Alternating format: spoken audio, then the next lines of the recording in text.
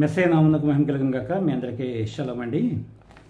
విషయం ఏంటంటే, గ్రూప్లో చాలా డిస్కషన్స్ జరుగుతున్నాయి. అందులో నిబంధనల గురించి మాట్లాడుతున్నారు. జనరల్గా ఏంటంటే క్రిస్టియన్స్ రెండు నిబంధనల గురించి మాట్లాడతారు. ఒకటి పాత నిబంధన, రెండు క్రొత్త నిబంధన. వీళ్ళకి నరనరాల్లోనూ బాగా జీర్ణించుకుపోయిన విషయం ఏంటంటే, పాత నిబంధన కొట్టివేయబడింది, క్రొత్త నిబంధన అమల్లో ఉంది. అయితే పాత నిబంధన అంటే ఏంటి అనేది దాని గురించి ఒక పూర్తి అవగాహన వీళ్ళకి తెలియదు అసలు. అయితే ఆ నిబంధన ఒకటే కాదు, చాలా నిబంధనలు బైబిల్లో ఉన్నాయి. వాటిని గురించి కొన్ని విషయాలు మీకు ముందుగా చెప్పిన తర్వాత ఏది కొట్టివేయబడింది అనేది తర్వాత మనం చూద్దాం. నోవాహుతో చేశాడు ఒక నిబంధన. ఆదికాండం 9 నుండి 17 వచనాల వరకు చదివితే నోవాహుతో చేసిన నిబంధన ఏంటని మనకు తెలుస్తుంది. రెండవది, అబ్రహాముతో చేసిన నిబంధన ఒకటి ఉంది.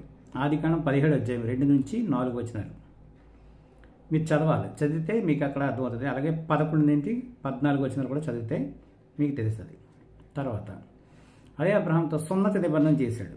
సున్నతి నిబంధన ఆదికాండం 17 10 నుంచి 14 వచనాలు చదివితే మనకు అర్థమవుతుంది. అలాగే అబ్రహాము, ఇస్సాకు, యాకోబులతో కూడా ఒక నిబంధన చేశాడు ఆయన. లేవీకాండం 26 42 వచనం చదివితే మీకు అక్కడ అర్థమవుతుంది.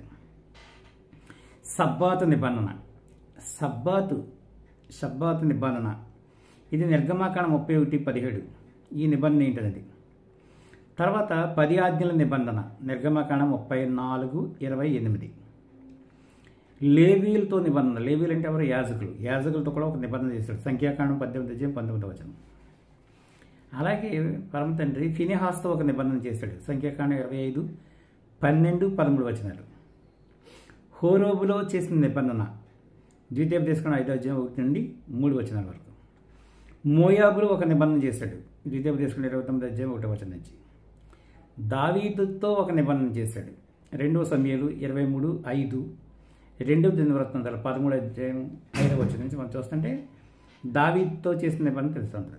ఇకపోతే రక్త నిబంధన నిర్గమాకాండం 24:8, హెబ్రీ 9 18 వచనం నుంచి 22. ఇకపోతే ఇంకొక నిబంధన ఏంటంటే అది క్రొత్త నిబంధన. ఇర్మియా గ్రంథం 31:31. ఇది ఎవరితో చేశాడు? ఇజ్రాయేల్ ఇంటి వారితోనూ యూదా ఇంటి వారితోనూ క్రొత్త నిబంధన చేయదనములు వచ్చి ఉన్నవని అక్కడ చేశాడు. కాబట్టి ఈ నిబంధనలన్నీ కూడా చాలా నిబంధనలు చాలామందితో చేశాడు. ఒక్కొక్కరితో ఏ విధంగా నిబంధనలు చేశాడు అనేది మనం చూస్తామంటే, నోవాహుతో చేసిన నిబంధన అది మనకేమైనా వర్తిస్తుందా? అబ్రహాంతో చేసిన నిబంధన మనకేమైనా వర్తిస్తుందా? సున్నతి నిబంధన మనకేమైనా వర్తిస్తుందా? సబ్బాతు నిబంధన మనకేమైనా వర్తిస్తుందా? 10 ఆజ్ఞల నిబంధన, ఫినెహాస్తో నిబంధన, లేవీలతో నిబంధన, హోరేబులో నిబంధన, మోయాబులో నిబంధన, దావీదుతో నిబంధన, రక్త నిబంధన, క్రొత్త నిబంధన. కాబట్టి ఈ నిబంధనల గురించి ముందు పరిశీలనగా చదివిన తర్వాత ఏ నిబంధన కొట్టివేయబడింది, లేకపోతే ఏ నిబంధన స్టిల్ అమల్లో ఉంది అనేది మనం పరిశీలన చేయాలి. అలా పరిశీలన చేయాలంటే ముందు ఎవరో చెప్తే వినేసి దాన్ని పట్టుకుని వెళ్ళిపోవడం కాదండి. మనంతరం మనం ఓన్గా స్టడీ చేయాలి. బైబిల్ని ఓన్గా స్టడీ చేసినప్పుడు మనకు అర్థమవుతుంది. అబ్రహాంతో చేసిన నిబంధనలో చాలా నిబంధనలు ఉన్నాయి. చాలా విషయాలు చెప్తాడు. ఆయనతో మాట్లాడినప్పుడు సకల వంశాలని కూడా ఆశీర్వదిస్తా అన్నాడు. తన సీడ్ ద్వారా, తన విత్తనం ద్వారా, లేకపోతే తన వంశం నుంచి వచ్చే వ్యక్తి ద్వారా సకల ప్రపంచంలో ఉన్న సకల వంశాలను కూడా దీవిస్తా అన్నాడు.